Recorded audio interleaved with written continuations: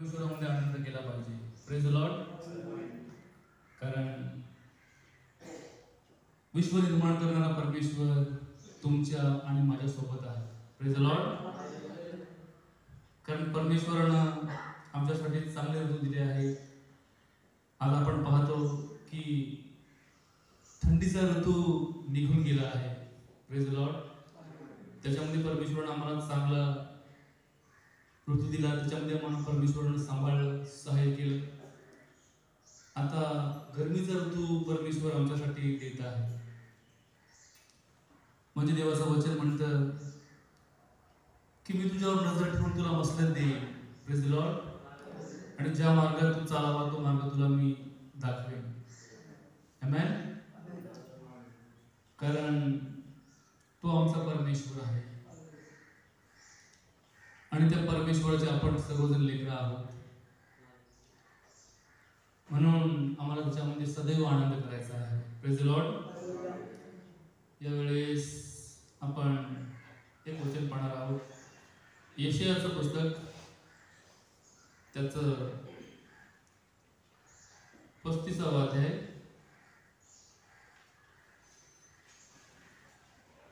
1 पासून तर 10 पर्यंत मी त्याच्यामध्ये वाचतो.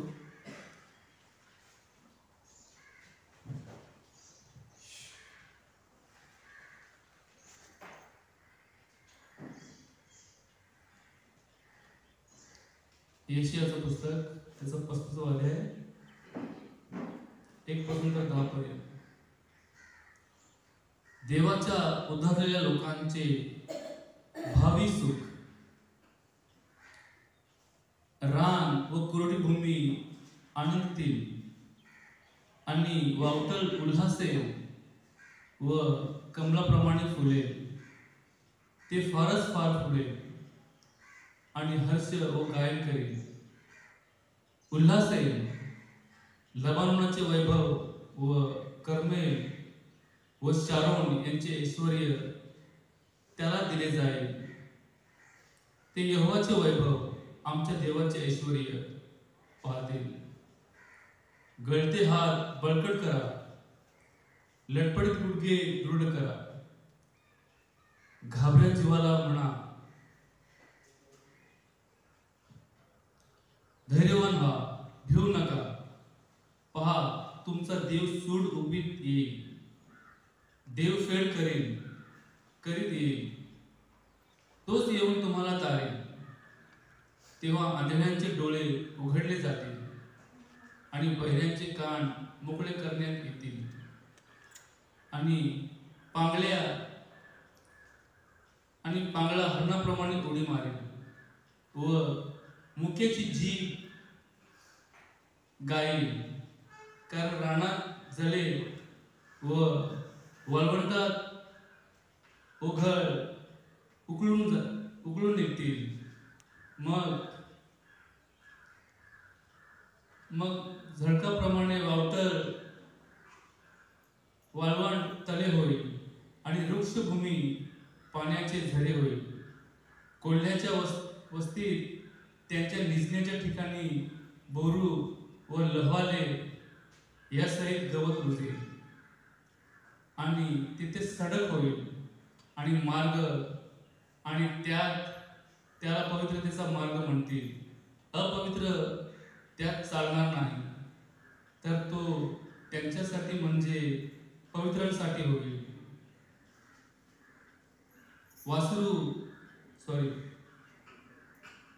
वाटसरू मूर्ख असेल तरी त्याला बघणार नाही. तेथे कोणी सिंह असणार नाही आणि हिंसक पशु त्यात चढणार नाही. ते तेथे सापडणार नाही, परंतु उधारलेले तेथे चालतील. आणि यहोवाचे खंडून घेतलेले गायन करतील. सियोनास परत येतील आणि त्यांच्या माथ्यावर अक्षय हर्ष होईल. ते आनंद व हर्ष पावतील आणि शोक व उसासे पळून जातील. Praise the Lord. परमेश्वरानं त्याच्या लोकांसाठी अभिवचन दिलेलं आहे. Praise the Lord. देवाचं वचन म्हणतं त्याच फक्त देवाचे लोक म्हणजे देवाच्या आज्ञांचं पालन करणारे लोक जातील. Praise the Lord. आणि अपवित्र लोकांना ते बिलकुल जागा नसणार. म्हणून सुंदर वचन परमेश्वरानं आम्हाला दिलेलं आहे. सुंदर वचनातून परमेश्वर आम्हाशी बोलला आहे. त्याच्या मार्गामध्ये फक्त त्याचेच लोक जातील, चालतील. आणि ज्यांना देवाच्या वचनांची भूक आणि तहान नाही, ज्यांना देवाच्या वचनांची आवड नाही, ते त्यामध्ये प्रवेश करणार नाही. Praise the Lord. तर आमच्या जवळ निर्णय, परमेश्वरानं निर्णय आमच्या जवळ दिलेला आहे, तुम्हाला काय पाहिजे. Praise the Lord. कारण आमचा परमेश्वर चांगला आहे. आमच्या परमेश्वरानं आम्हाला स्वतःची इच्छाशक्ती दिलेली आहे की आम्ही काय निवडावं. आम्हाला माहिती आहे की आमचे जुने आई वडील जे आदाम आणि हव्वा यांना परमेश्वरानं चांगलं निवडण्यासाठी सांगितलं होतं, परंतु त्यांनी वाईटाची निवड केली. Praise the Lord. त्याचप्रमाणे या शेवटच्या दिवसामध्ये आम्ही जीवन जगत आहोत आणि देवाचं वचन म्हणतं की आम्ही त्याचं राज्य निवडावं, आम्ही त्याच्या मार्गात चालावं. Praise the Lord. तर यावेळेस आपण गुडघ्यावर जाऊ.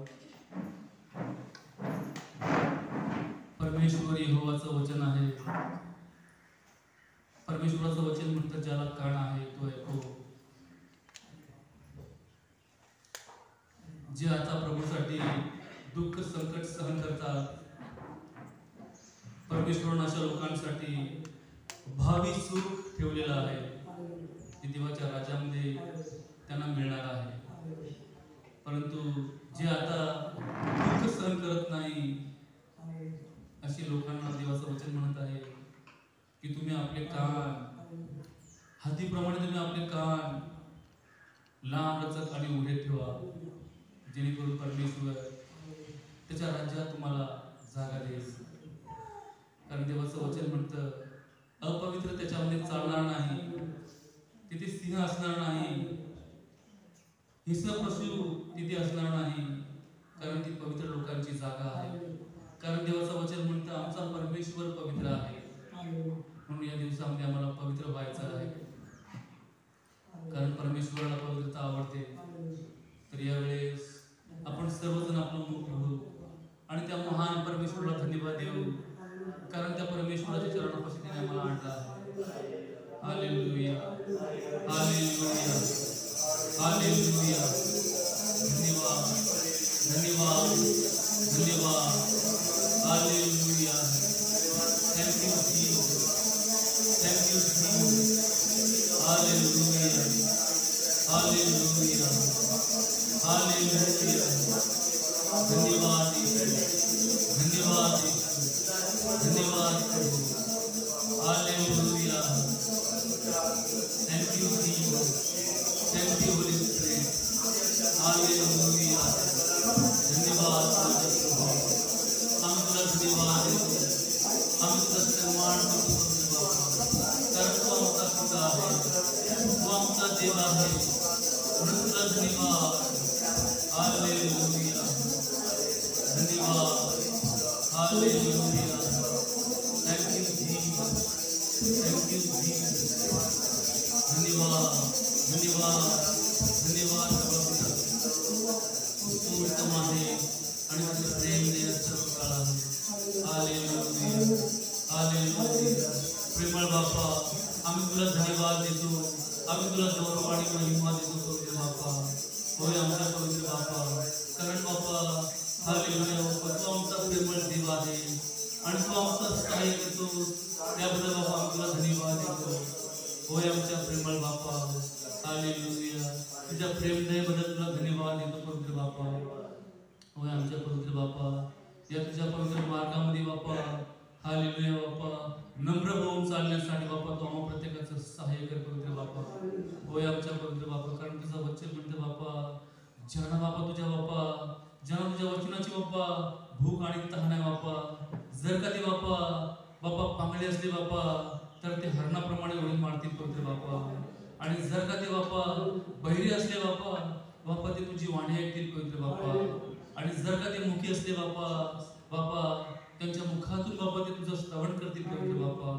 अशा तुझ्या लोकांसाठी पवित्र बापा हे तुझं पवित्र वचन आहे पवित्र बापा. म्हणून तुला मी धन्यवाद देतो बापा, तुझ्या मार्गामध्ये बापा चालण्यासाठी बापा. बापा तू आमचं सहाय्य कर पवित्र बापा. बापा आमचे बापा आमची पवित्रता बापा तुझ्या समोर बापा फाटक्या चिन्हासारखी आहे पवित्र बापा. बापा हे आम्ही कबूल करतो पवित्र बापा आणि सोडून देतो पवित्र बापा.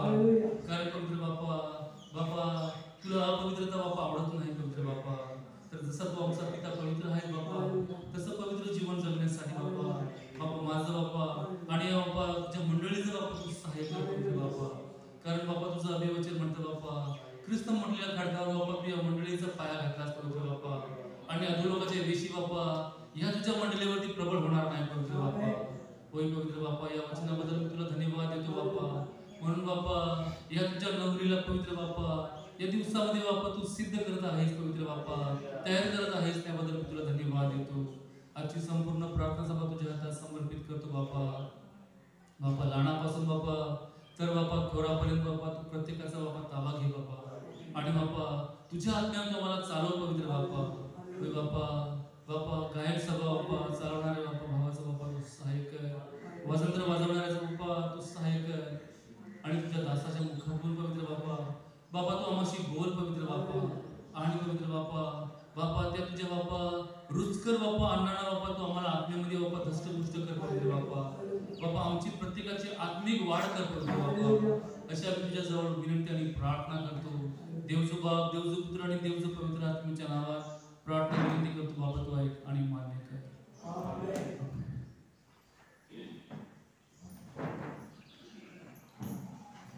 Praise the lord. आपण प्रत्येक जण परमेश्वराचं स्तवन करणार आहोत. ब्रदर सिल्व्हेस्टर आपल्याला स्तुती आराधना घेऊन जातील. Praise the Lord. Thank you, Jesus.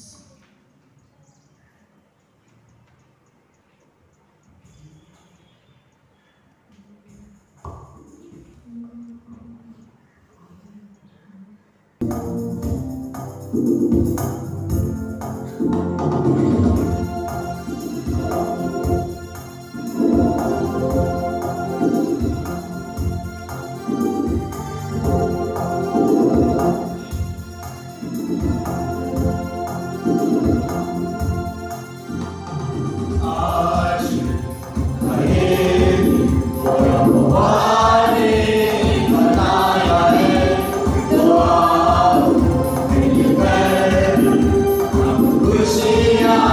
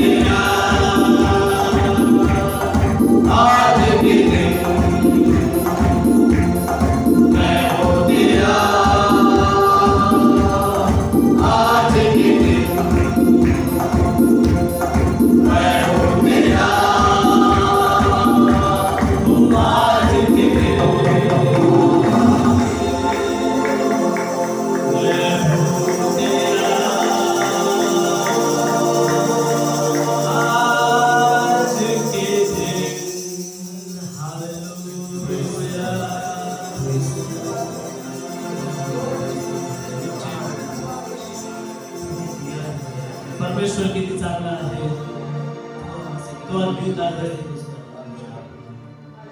कल के भरोसे से तू मेरे दिया है गया है निज का बाबा उद्याच्या भरोसावर बाबा आम्ही न राहू बाबा, कारण आजचा दिवस बाबा तुम्ही आम्हाला दिला आहे याबद्दल आपण अजून एक स्तुतीचं गीत देऊया। गीत क्रमांक 612 शांती से भरपूर यीशु 612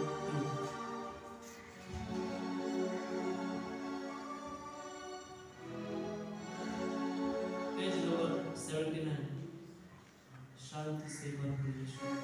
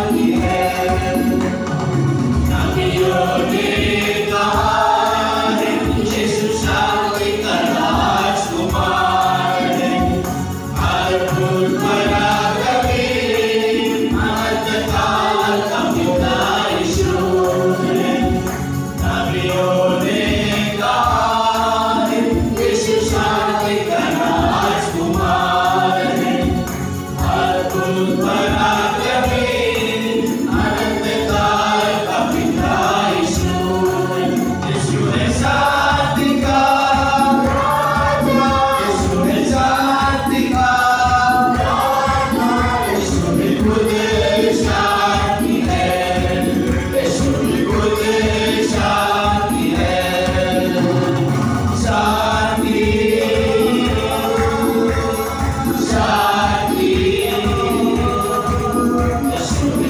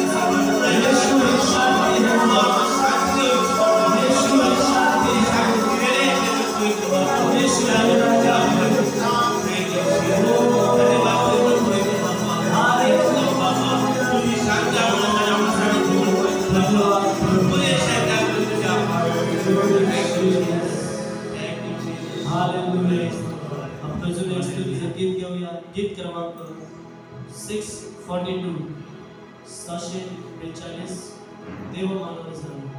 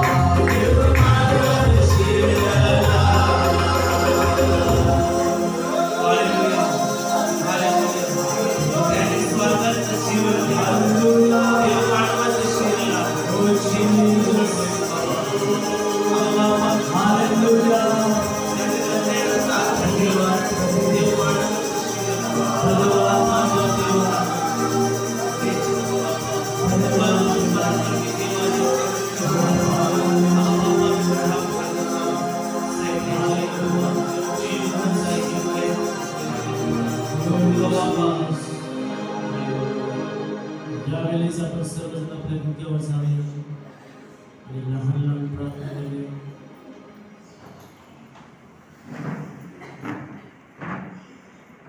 Hallelujah, hallelujah.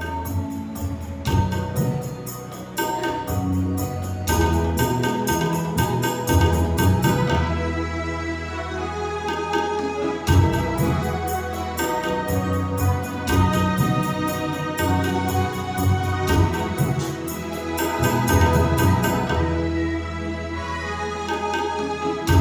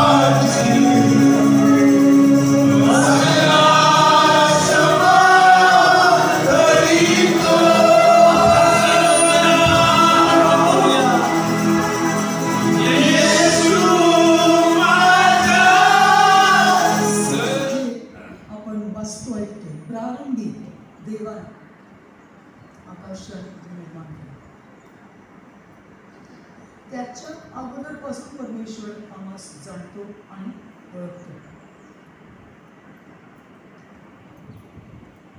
उत्पत्तीच्या पुस्तकाकडून पुढे वाचताना आपण असं पाहतो की परमेश्वर जेव्हा ती धरती अस्ताव्यस्त होती, अंधकारमय होती, त्या धरतीवर काहीच नव्हतं, प्रकाश नव्हता, जीवन नव्हतं, तेव्हा परमेश्वर अगोदर बोलला प्रकाश होऊ दे आणि प्रकाश झाला. आणि मग प्रत्येक दिवशी परमेश्वरानं वेगवेगळ्या गोष्टी या धरतीवर निर्माण केल्या आणि शेवटी 6व्या दिवशी परमेश्वरानं काय केलं? मनुष्य निर्माण केला. परंतु परमेश्वरात या मनुष्याची ओळख जेव्हा त्याने आकाश पृथ्वी निर्माण केली त्या अगोदरपासून होती. आणि त्या परमेश्वरा या माणसाविषयी खूप प्रेम होतं, आस्था होती त्या माणसाची, त्याला गोडी होती. आणि म्हणून त्या माणसाला त्याने केवळ आपल्या प्रतिरूपात निर्माण केलं असं नाही, तर या माणसाद्वारे त्याचं राज्य धरतीवर स्थापित व्हावं म्हणून त्याला एक मातीचा देह बनवून दिला. आणि त्याच्या जीवनामध्ये मातीच्या शरीरामध्ये जितके दिवस तो राहील तितके दिवस त्याचं सहाय्य करण्यासाठी परमेश्वर त्याला दूत देखील दिले आहेत.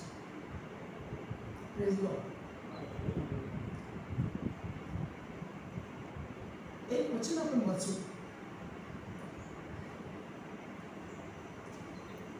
मत्तेचा 11वा अध्याय वचन 10.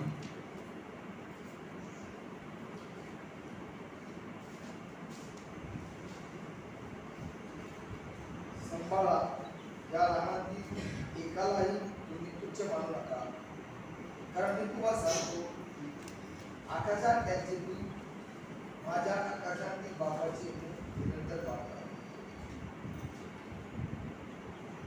तर वचन जे आपण वाचलं असं म्हणतं की सांभाळ, या लहानातील एकालाही तुम्ही तुच्छ मानू नका. त्याचं कारण काय?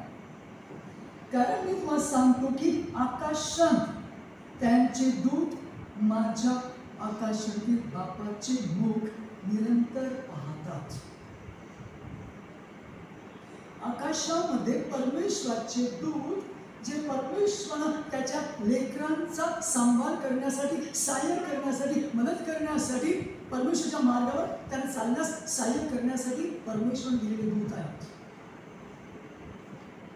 आणि हे दूत काय करतात? या धरतीवर त्या माणसाचं ते सहाय्य करतच असतात, परंतु परमेश्वर समोर देखील ते विनंती करत असतात, प्रार्थना करत असतात, जेणेकरून परमेश्वरानं आमचं सहाय्य करावं. Praise the lord. आपण प्रार्थना करू. पवित्र बाबा, मी तुझे उपकार स्तुती करतो, तुला धन्यवाद देतो. बाबा, तुझं चांगलपण सर्व काळचं आहे आणि त्या तुझ्या चांगलीपणाला अनुसरण करतो. बाबा, तू आम्हा प्रत्येक भाऊ बहिणीची आठवण केलीस, आमची भेट घेतलीस. आणि बोलतो बाबा, तुझ्या सांगल्या, तुझ्या चरणापाशी, तुझ्या उपस्थितीमध्ये तू आम्हाला घेऊन आलास. आणि सकाळपासून यहोवा तुझी स्तुती, तुझी आराधना करण्यास तुझ्या पवित्र आत्म्याद्वारे आम्हा प्रत्येकाचं सहाय्य केलंस. आमचे कंठ तू आशीर्वादित केलंस. धन्यवाद देतो बाबा. आमचा तरणारा प्रभू ख्रिस्त म्हणतो, बापाने ओढल्या वाचून माझ्याकडे कोणी येऊ शकत नाही. होय पवित्र बाबा, तूच आम्हाला घेऊन आलास या भवनामध्ये, तुझ्या उपस्थितीमध्ये, म्हणून तुला धन्यवाद. आजच्या वचनाद्वारे तू आम्हाशी वार्तालाप कर पवित्र बाबा. तुझं वचन जे आमच्या पायास दीप आहे आणि मार्गात प्रकाश आहे, त्या तुझ्या वचनाच्या प्रकाशात आम्ही आमच्या आयुष्याचे सर्व दिवस चालावं म्हणून तुझं वचन आम्हाला समजेल असं प्रयत्न करतो. येशू ख्रिस्ताच्या नावात मागतो. त्याच्याच वचन 6 आपण अगोदर वाचू. वचन 6 18:6. परंतु जो कोणी माझ्या विश्वास ठेवणाऱ्या या लहानातील एकाला अडकळवी, त्याच्या गळ्यात त्याची मोठी गळी बांधून त्याला समुद्राच्या खोल पाण्यात बुडवावे, हे त्याच्या फायद्याचे आहे. जर एखाद्या माझ्या लेकराला, ज्याला मी घडवलेला आहे, मी निवडलेला आहे, त्याला मी माझ्या सन्मान गौरवासाठी नेमस्त केलेला आहे, अशा कुठल्याही माझ्या लहान लेकराला जर कोणी अडखळ करेल, म्हणजे तो माझे मार्ग अनुसरत असताना जर कोणी त्याला भडकावण्याचा प्रयत्न करेल, त्याची दिशा भूल करण्याचा प्रयत्न करेल, तर त्या व्यक्तीच्या गळ्यात जात्याची धोंड बांधून त्याला समुद्रात बुडवावं, हे त्याच्या हिताचं होईल असं देवाचं वचन म्हणतं. Praise the Lord. बऱ्याचशा वेळा सैतान लोकांना भरमावत असतो आणि लोक विरोधात बोलत असतात, टीका करत असतात, आणि त्यावेळेस देवाची लेकरं खंती होतात, देवाची लेकरं दुःखी होतात, त्यांना खूप वाईट वाटतं. कधी कधी अशी लेकरं प्रार्थना करतात, परमेश्वर तुला दिसत नाही का, तुला समजत नाही का, म्हणजे त्यांची स्थिती इथपर्यंत येते की ते परमेश्वराला अशी प्रार्थना करू लागतात. परंतु रोमक्रसपत्र 8:28 वचन काय म्हणतं? जे परमेश्वर प्रेम करतात, जे त्याच्या संकल्पानुसार बोलवले, त्यांच्या हितासाठी सर्व गोष्टी मिळून कार्य करणाऱ्या अशा परमेश्वर. आम्ही जी त्याची लेकराची जी ज्यांना त्याने निवडलेला आहे, त्याच्यावर आज आम्ही प्रेम करत आहोत, कारण त्याचं प्रेम आम्हाला समजलं आहे. आणि म्हणून जे आम्ही त्याच्या संकल्पना बोलावले, आम्ही त्याच्यावरती प्रेम करत आहोत. आमचं प्रेम परिपूर्ण नसेल, परंतु परमेश्वर जाणतो, तर आमच्या हितासाठी परमेश्वर सर्व गोष्टी मिळून कार्य करणाऱ्या होतील असं तो करतो.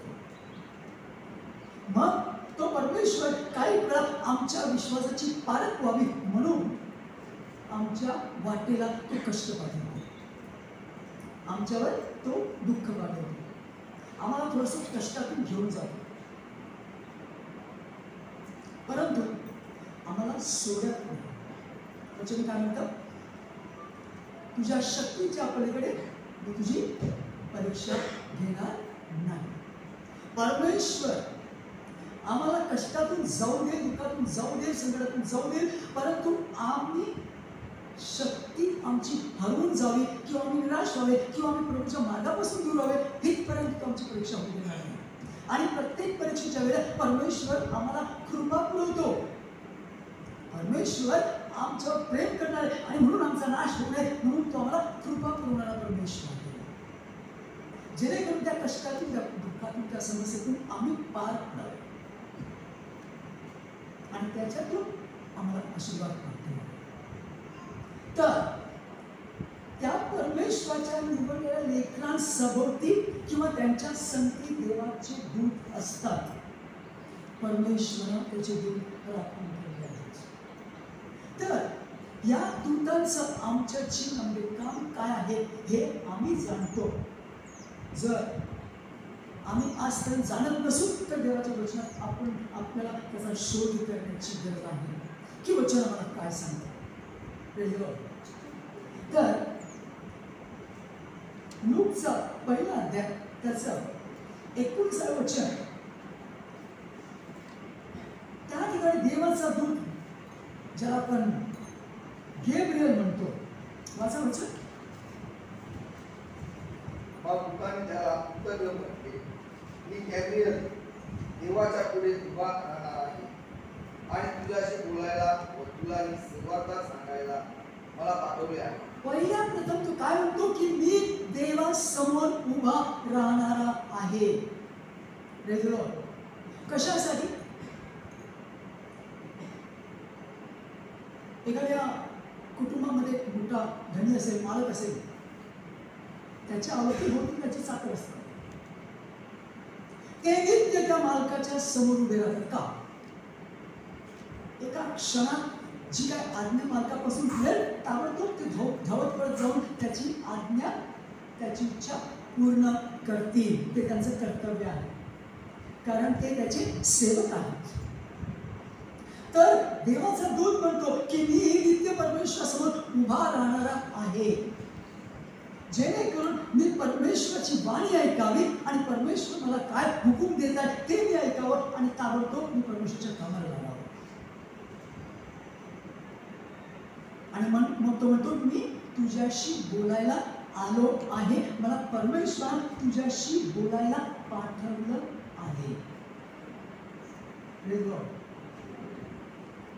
तर या ठिकाणी आपण पाहतो की परमेश्वराचे दूत त्याच्या समोर त्याचं मुख पाहत असतात. एक तर परमेश्वराची इच्छा जाणून घेण्यासाठी, परमेश्वराचा हुकूम पाळण्यासाठी आणि तेने करून परमेश्वराच्या लेकरांचं सहाय्य करण्यासाठी. हा देवाच्या दूतांचा उद्देश आहे, किंवा ही त्यांची एक प्रकारची कामगिरी, त्याची ड्युटी आहे. देवाच्या दूतांची ड्युटी आहे, कामगिरी आहे की नित्य रोज आणि रोज ते परमेश्वराचं मुख पाहतील, ते परमेश्वराची आज्ञा ऐकतील आणि ते ताबडतोब त्याची आज्ञा मान्य करतील. जे काय कार्य, जे काय काम परमेश्वर आज्ञा देतो ते ताबडतोब ते करतील. अशा प्रकारे गेब्रियल दूत त्या ठिकाणी पोहोचला आहे आणि तो म्हणतो की तुझ्याशी बोलण्यास परमेश्वर मला पाठवला आहे. बऱ्याचशा वेळेला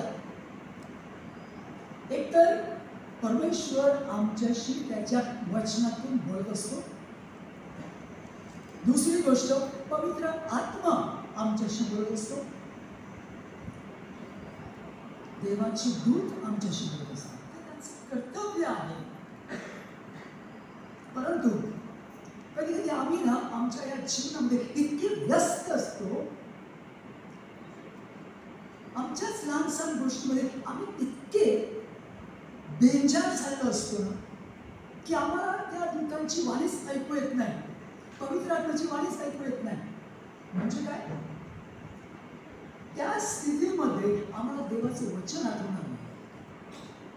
परमेश्वर त्याच्या आत्म्याद्वारे जरी आम्हाशी बोलू इच्छित असेल तर आम्ही आमच्याच विचारांमध्ये इतके गुंतलेले असतो, इतके भाराक्रांत असतो की देवाच्या आत्म्याची वाणी आम्हाला ऐकू येणार नाही, वचन आम्हाला आठवणार नाही. बघा, देवाचं वचन जे सत्य वचन आहे, वचन काय म्हणतं? विश्वासा वाचून आम्ही परमेश्वराला प्रसन्न करू शकत नाही. आणि दुसरी गोष्ट, विश्वास ठेवल्या वाचून त्या देवाच्या वचनाचा उपयोग आम्हाला होत नाही. प्रत्येक देवाचं वचन सत्य वचन आहे, खरं वचन आहे, कार्यशील वचन आहे. त्या वचनामध्ये सामर्थ्य आहे. परंतु जोपर्यंत त्या वचनावर आपण विश्वास ठेवत नाही, आमच्या जीवनातल्या स्थितीच्या विपरीत त्या देवाच्या वचनावर मला विश्वास ठेवावा लागेल आणि परमेश्वर धन्यवाद द्यावा लागेल. हा, परमेश्वर तुझं वचन असं म्हणतं, हे तुझं वचन खरं वचन आहे. मी भिणार नाही, मी चिंता करणार नाही, मी कुरकुर करणार नाही, मी दोषारोप करणार नाही, कारण जे काय माझ्या समोर आहे ते तू जाणतोस, ते तुझ्यापासून आहे, ते माझ्या हिताचं आहे, म्हणून मी तुला धन्यवाद देतो. म्हणजे ज्या आपल्या स्थितीमध्ये आम्हाला देवाचं वचन बोलायचं आहे, वचनावर विश्वास ठेवायचा आहे आणि वचनाद्वारे आम्हाला त्या परमेश्वराचा गौरव सन्मान करायचा आहे, ते आमच्या स्वतःच्या विचारामुळे आम्ही ते करू शकत नाही. आणि मग आमच्या जीवनामध्ये आम्ही विजय पाहत नाही. कारण काय? देवाच्या सत्य वचनाचा आम्ही वापर करतो. परमेश्वर सर्व कष्टातून सोडवण्यास समर्थ. परमेश्वर वचन म्हणतं न्यायला कष्ट आहेत, परंतु परमेश्वर त्यातून सर्वातून तुला सोडवण्यास तो समर्थ परमेश्वर आहे. आणि म्हणून त्याच्यावर विश्वास ठेवणं हे आमचं कर्तव्य आहे. परमेश्वर कुठे आहे? परमेश्वर कुठे आहे? आमचं घराणं आम्ही त्याच्याकडे घेऊन जाऊ म्हणून तो आम्हाला कुठे सांगतोय? जर देवाचं वचन आमच्या अंतर्गणात आहे तर परमेश्वर आमच्या अंतर्गणात आहे, देवाचा आत्मा आमच्या अंतर्गणात आहे, परमेश्वर आमच्या संगती आहे. Praise the Lord. त्या क्षणी त्याच ठिकाणी आम्ही त्याच्याशी बोलावं. आम्हाला कुठे गुडघे टेकण्यास जागा शोधण्याची गरज नाही की या माझ्या कष्टासाठी, दुःखासाठी, अडचणीसाठी मी कुठे जाऊ, कुठे प्रार्थना करू, कोणाला सांगू? कोणी भावाला सांगू, बहिणीला सांगू, कोणी दासाला सांगू शकता. बरेचसे लोक पास्टरांना फोन करतात, दासांना फोन करतात. परंतु आपण सुद्धा परमेश्वराशी बोलू शकतो, आपण सुद्धा प्रार्थना करू शकतो, कारण परमेश्वर आम्हाला कधीच सोडत नाही. पवित्र आत्मा आमच्या बरोबर आहे. आणि म्हणून देवाच्या दूतांचा हा कार्यभाग आहे. लूकचा 2रा अध्याय आणि 10वं वचन. सहाय्य करावं, त्यांचे मार्ग मोकळे करावे, त्यांचे मार्ग आशीर्वादित करावे. म्हणजे सुरुवातीला जे आपण ऐकलं की परमेश्वर मानवावर किती प्रेम करतो, त्याच्या प्रेमातून या सर्व गोष्टी परमेश्वर आमच्यासाठी करत आहे. एक तर त्याचा शब्द आमच्याबरोबर आहे. आणि आम्हाला प्रत्येकाला माहित आहे की शब्द, देवाचा शब्द जो प्रारंभी देवाजवळ होता, वचन म्हणतं, आणि तोच देव होता, शब्दच देव होता. म्हणजे जर देवाचा शब्द आमच्या अंतर्गणात आहे तर देव स्वतः परमेश्वर आमच्या बरोबर आहे, पवित्र आत्मा आमच्यामध्ये आहे. आणि त्या व्यतिरिक्त अजून आमचं सहाय्य करण्यासाठी परमेश्वर आपले दूत सुद्धा पाठवत असतो. आणि म्हणून जर का आम्ही देवाच्या मार्गात चालत आहोत आणि जर का आम्ही देवाची इच्छा पूर्ण करण्याचा प्रयत्न करत आहोत, ती आमच्या अंतःकरणाची उत्कंठा आहे की मला परमेश्वराची इच्छा पूर्ण करायची आहे, तर मग आम्ही या लहानसहान गोष्टींना घाबरण्याची गरज नाही. Praise the Lord. कारण परमेश्वर आमच्या सहाय्याचा खरं आहे. 34 स्तोत्र 7वं वचन. त्यांना सोडवतो. Praise the Lord. यहोवाचा दूत त्यांच्या सभोवती एक त्यांची ढाल म्हणून तो असतो आणि त्यांना तो सोडत असतो. कोणाला? देवाच्या लेकरांना, देवाच्या निवडलेल्यांना तो सोडवत असतो, त्यांचा सांभाळ करत असतो, त्यांच्या समोर तो ढाल म्हणून उभा राहत असतो. कारण परमेश्वर ती जबाबदारी त्याच्या दूतांना सोपवून दिली आहे की माझ्या लेकरांचं तुम्ही सहाय्य करावं, माझ्या लेकरांची तुम्ही मदत करावी, माझ्या लेकरांचं तुम्ही संरक्षण करावं. आणि म्हणून या धरतीच्या पाठीवर कुठेही आपण गेलो, खात्रीपूर्वक आमच्या बरोबर परमेश्वर आहे, देवाचा आत्मा आहे, देवाचे दूत आमच्या सभोवती तळ देऊन आहेत. Praise the Lord. आमच्या जीवाला कुठेही हानी होऊ शकत नाही. दानिएलाचा 8वा अध्याय.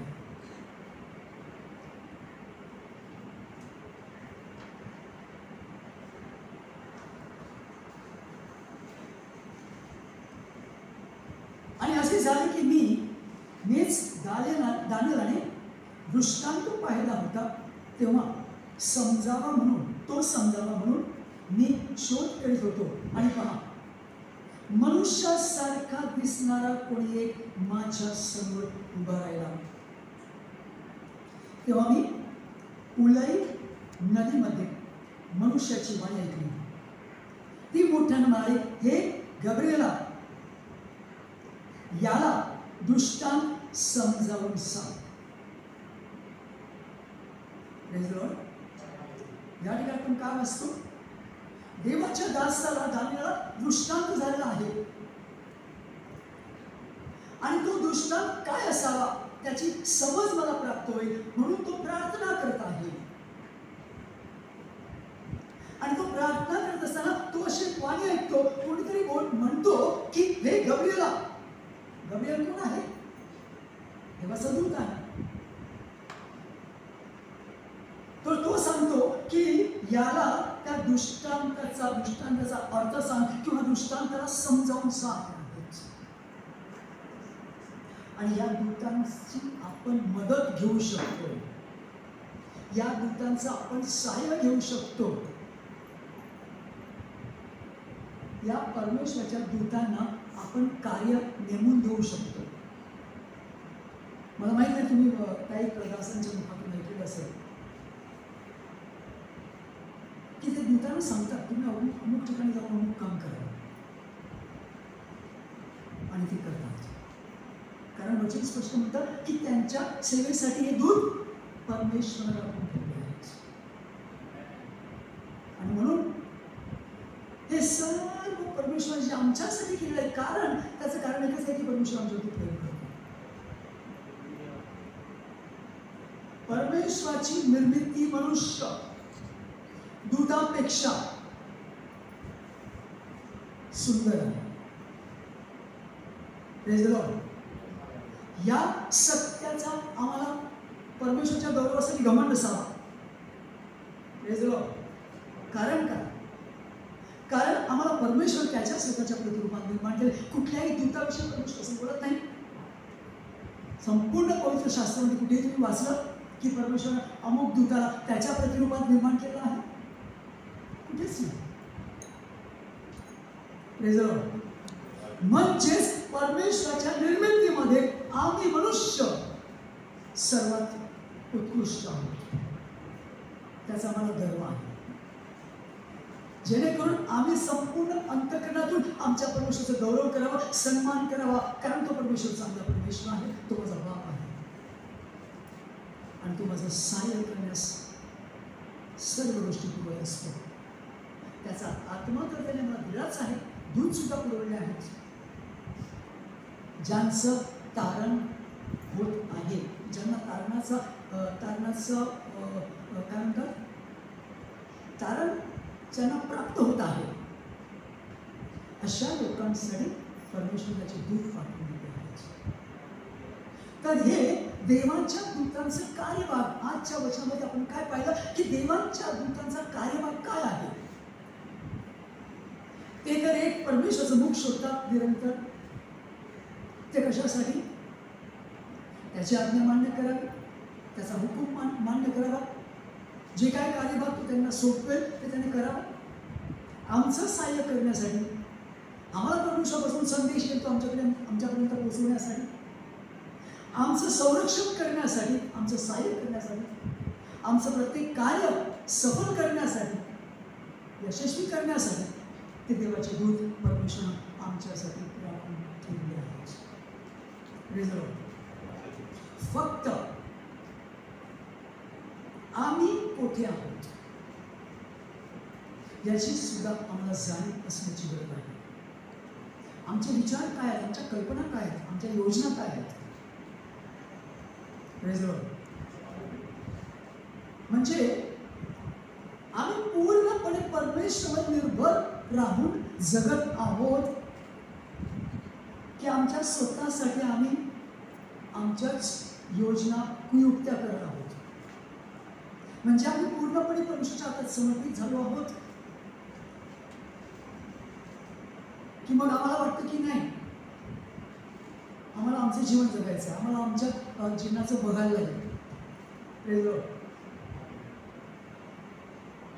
बागेमध्ये जीवनाचं झाड होतं, बरोबर, एदेन बागेमध्ये. ते जीवनाचं झाड म्हणजे स्वतः परमेश्वर ज्याच्यामध्ये जीवन आहे. लोकांस होणार आहे त्याचे शुभवर्तमान मी तुम्हाला सांगतो. मेंढपाळांना देवाचा दूत सांगत आहे, भिवू नका. देवाचा दूत आम्हाला आधार देण्यास येतो, आम्हाला धैर्य देण्यास येतो. तो म्हणतो भिवू नका, कारण मी तुम्हास एक आनंदाची बातमी कळविण्यास आलेलो आहे.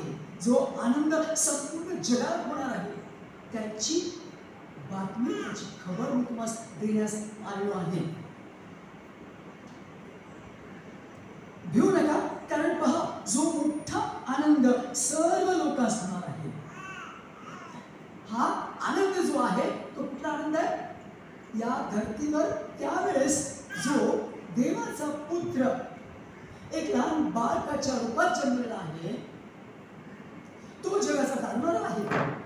आणि ही बातमी किंवा ही खबर, सुवार्ता, तो दूत घेऊन आलेला आहे या मेंढपाळाजवळ. कारण जेव्हा या मेंढपाळाने एक मोठा दूतांचा समूह पाहिला तेव्हा ते घाबरून गेले. हे काय असेल? तेव्हा दूत त्याला सांगतो, तुम्ही भिऊ नका. म्हणजे परमेश्वराचे दूत आम्हाला धीर देण्यासाठी आहे, आम्हाला आधार देण्यासाठी आहे, आम्हाला परमेश्वरापासून असलेला संदेश आमच्यापर्यंत पोहोचवणारे आहेत.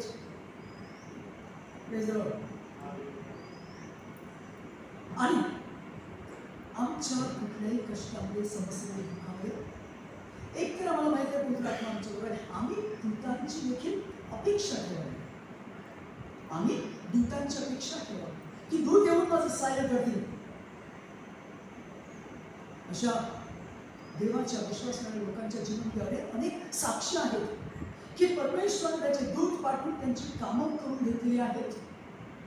आणि त्यांची कामं झाल्यानंतर ते दूत त्यांच्यापासून नष्ट झाले आहेत, निघून गेले आहेत. परंतु आम्हाला विश्वास ठेवण्याची गरज आहे. त्याचा लूकचा पहिला अध्याय 30 आणि 31 आपण वाचू.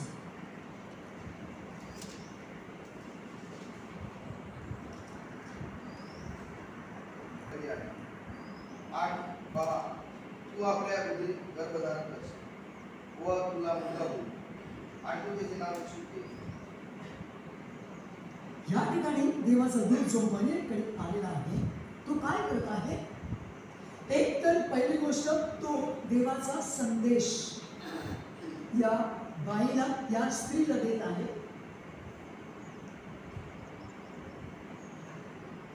तो म्हणतो, माझ्या जीवनात परमेश्वर कुठला आशीर्वाद ठेवत आहे, परमेश्वर माझ्याविषयी काय इच्छितो.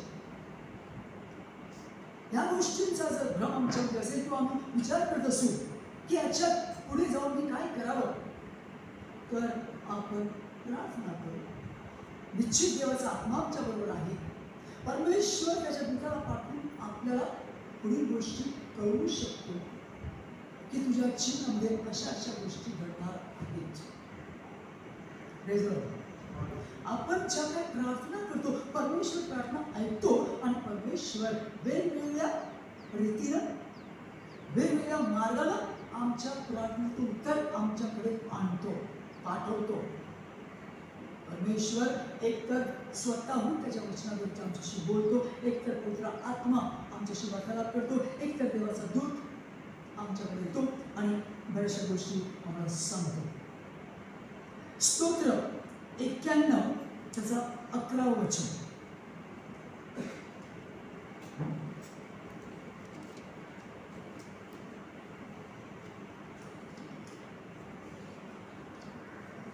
सर्व मार्गांत तुला राखायला तो आपल्या दूतांना तुझ्याविषयी आज्ञा देईल.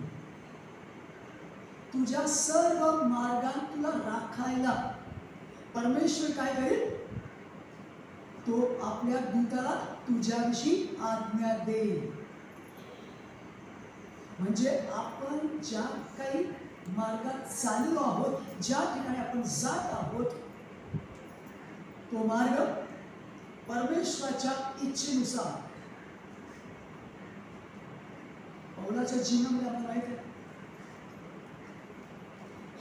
की पौलाला एका व्यक्तीने भविष्यकथन केलं की जर तू या ठिकाणी गेलास तर ते तुला लोक मारणार आहेत.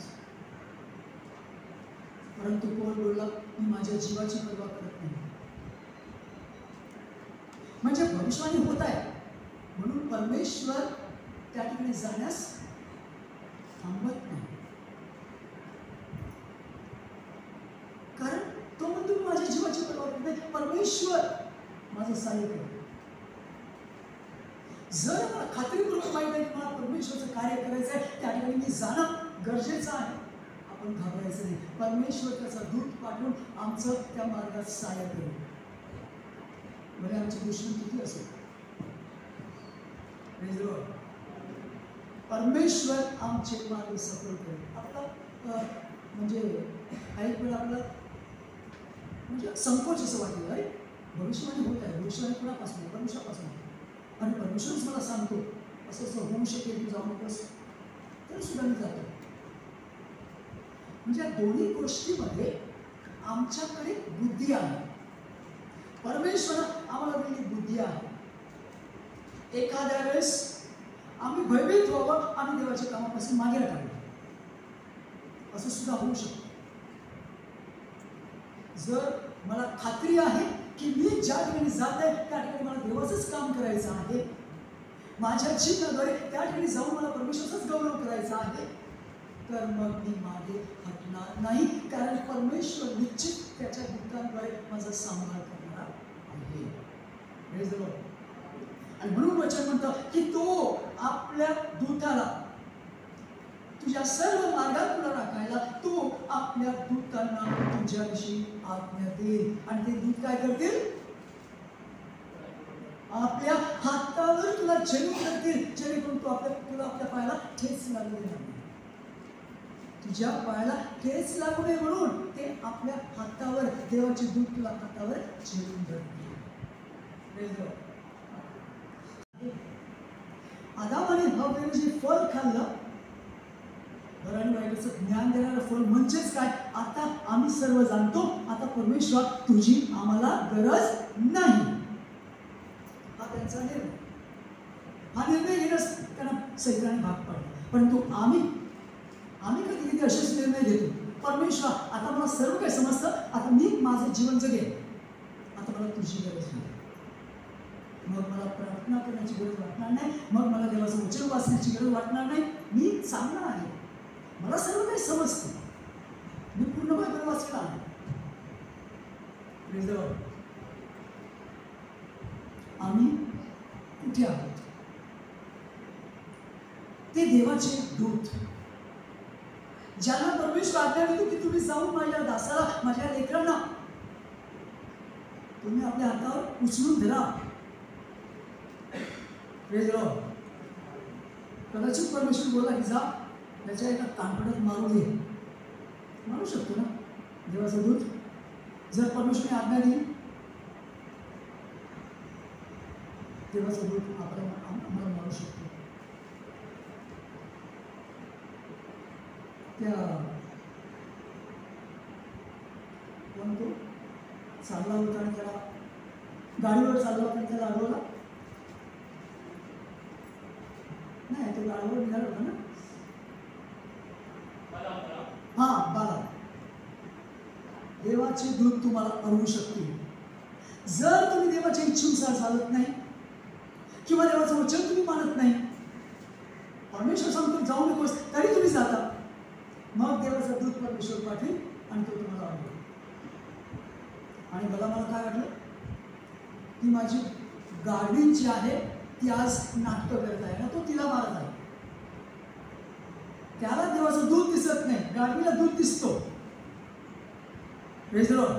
म्हणजेच सांगत तात्पर्य की परमेश्वर आपल्या दूताला आमच्या हृदयात सुद्धा पाठवू शकतो आम्हाला अडवण्यासाठी, जर काम त्याच्या इच्छेच्या विरोधात जात आहोत. बऱ्याचशा वेळा देवाच्या दूतांनी बऱ्याचशा लोकांचं सहाय्य केलं आहे, देवाच्या वचनात आपण पाहतो.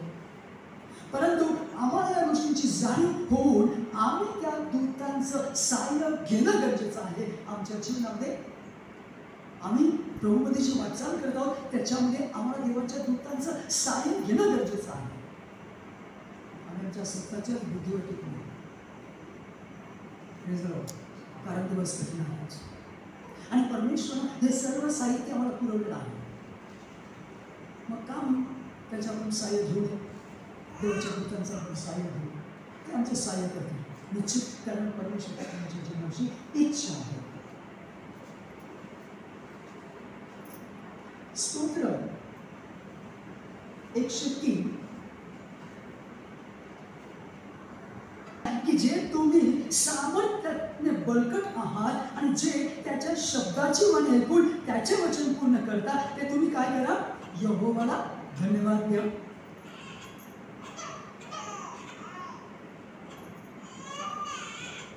अहो त्याचे सर्व सैन्यांनो, म्हणजे सर्व दूतांच्या सैन्यांनो,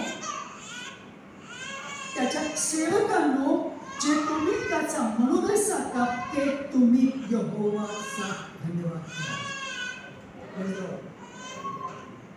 म्हणजे परमेश्वर समोर दूत उभे राहतात, त्यांचा आणखी कार्यभाग आहे की जी काही सेवा करत आहे त्यासाठी परमेश्वराला धन्यवाद करा. परमेश्वराचा नित्य निरंतर धन्यवाद करा. ओ तुम्ही त्याच्या सेवकांनो, तुम्ही त्याच्या सैन्यांनो, जे तुम्ही त्याचा शब्द मानता, जे तुम्ही त्याची सेवा करता, ते तुम्ही निरंतर त्या परमेश्वराला आणि तोच कार्यभाग आमचा सुद्धा आहे की परमेश्वराने आजपर्यंत आमचं सहाय्य केलं. आपण त्या परमेश्वराला धन्यवाद देणं अत्यंत गरजेचं आहे. परमेश्वर आमच्याकडून काहीच भेटबद्दल मागत नाही, फक्त आमच्या लोकांचं फसवण करावं, त्याची स्तुती करावी, त्याची आराधना करावी.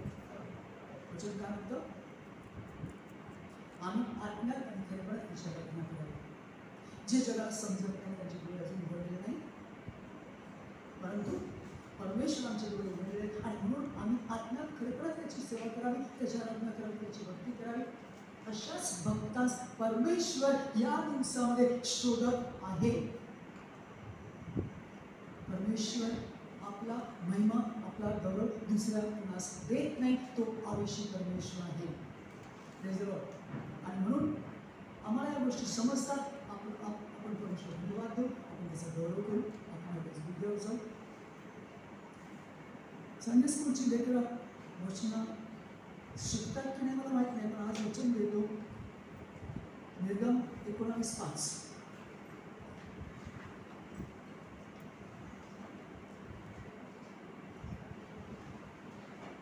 निर्गम 19:5.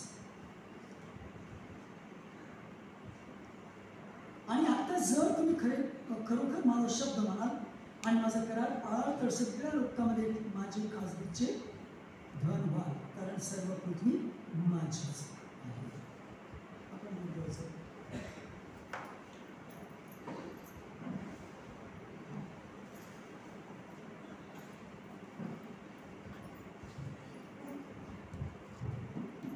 ज्या परमेश्वराला निर्माण केला आहे, तो परमेश्वर आमच्यावरती प्रेम करत आहे आणि त्या परमेश्वराचं प्रेम तो कशा प्रकारे प्रकट करत आहे. त्याने आम्हाला आजपर्यंत अनाथ असं सोडलेलं नाही. एक तर त्याच्या शब्दावर तो आमच्याबरोबर आहे, त्याच्या आत्म्यावर तो आमच्याबरोबर आहे. तो आमच्या सोबत त्याचे दूत राखतो, जेणेकरून त्याने आमचं नित्य सहाय्य करावं. ते आमच्यासाठी सेवक म्हणून आत्मे आहेच. आपण सर्वजण त्या परमेश्वरानं आमच्यावरती कृपा करुणा आणि दया त्याबद्दल त्याला धन्यवाद देऊया. Hallelujah, hallelujah, hallelujah, hallelujah, hallelujah. धन्यवाद, धन्यवाद, धन्यवाद यहोवा, पवित्र पवित्र पवित्र सैन्यांचे यहोवा. अबा बाबा, मी तुझी उपकार स्तुती करतो, तुला धन्यवाद देतो बाबा, कारण यहोवा तू निश्चित चांगला परमेश्वर आहेस. तुझी प्रेम या सर्व काळची आहे. अहो पवित्र बाबा, तू आमची आठवण केलीस, तू आमची भेट घेतलीस, तू आमची निवड केलीस होत बाबा. आणि पवित्र बाबा, सगळ्यात आमच्याविषयी तुझी इच्छा आहे की आम्ही फलद्रूप व्हावं पवित्र बाबा. होय पवित्र बाबा, त्यासाठी तुझ्या वचनाद्वारे पवित्र बाबा तू आम्हाला बळकट करत आहेस, म्हणून आम्ही तुझा आभार मानतो, तुला धन्यवाद देतो. या तुझ्या भवनात आमचं प्रत्येक भाऊ बहिणीचा येणं आशीर्वादित केलंस, म्हणून आमचं घरी जाणं आशीर्वादित कर आणि कुठल्या प्रकार घडू नकोस. प्रभू येशू ख्रिस्ताच्या पवित्र नामात मागतो, ऐक आणि मान्य कर. स्तोत्र 120.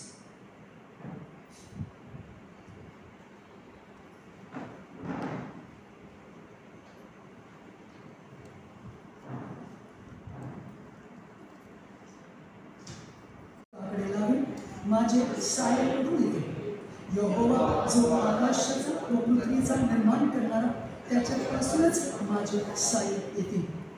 तो तुझा पाय सरकू देणार नाही, तुझ्या लक्षाला डुलकी लागत नाही.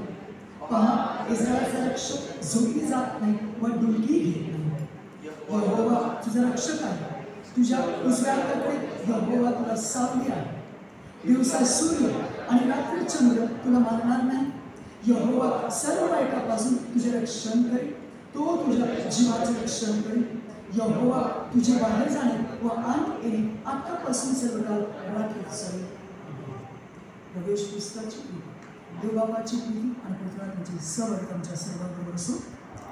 आपण एक परस्परांची शांती देऊ शकतो.